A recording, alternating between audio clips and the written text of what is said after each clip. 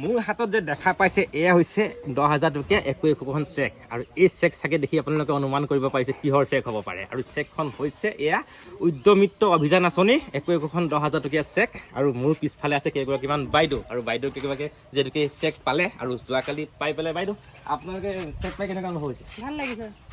ভাল লাগিছে তো বহু অপেক্ষা অন্তত আপোনালোকে একোখন 10,000 টকীয়া চেক পাইছে ভাল লাগিছেনে? ভাল লাগিছে। আৰু চেক লৈ আপোনালোকে কি কৰিব? চেক লৈ আমি গৰু কিনিম, ছাগলী কিনিম, দোকান আছে, চলাম আকৌ বিজনেছ কৰিম। বিজনেছ কৰিব তো বহুতে মানে কি এতিয়া ভাবি আছিলে যে এইটো ভুৱা কিবা কিবা আৰু সেই সময়তে আৰু মুখ্যমন্ত্ৰী ডাঙৰীয়া এইটো এটা ডাঙৰ বিষয়ত ঘোষণা কৰিছিলে আৰু সেয়া যোৱাকালি সম্ভৱ হৈ গ'ল আপোনালোকৰ কাৰণে।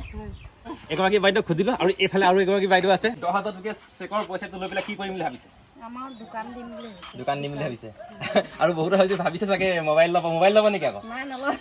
বহুতো হয়তো চাগে চিন্তা কোনোবাই মোবাইল ল'ব, কোনোবাই বিহু কাপোৰ ল'ব, ঠিক তেনেকুৱা একো কৰিবলৈ নালাগে। তো তেওঁলোকে যিহেতুকে আপোনালোকে মানে কি সংস্থাপন দিছে আৰু ধৰি লওক গৰু ছাগলী কিনি পেলাই আপোনালোকে অকণ উন্নতি কৰক সেই বুলি ভাবি দিছে।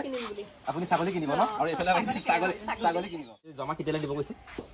যেতিয়া হ'লেও দিলেই হ'ল খালি। মানে ইয়াতে আপোনাৰ 3 মাহৰ ভেলিডিটি আছে, ডেট দিয়া নাই ন? কেতিয়ালৈ দিব লাগে ডেট দিয়া নাই। তো বহুতে মানে কি ভুৱা বাতৰি প্ৰচাৰ কৰি আছিলে যে আমাৰ একাউণ্টত 10,000 টকা সোমাইছে, আমুকৰ পৰা সোমাইছে, তামুকৰ পৰা সোমাইছে।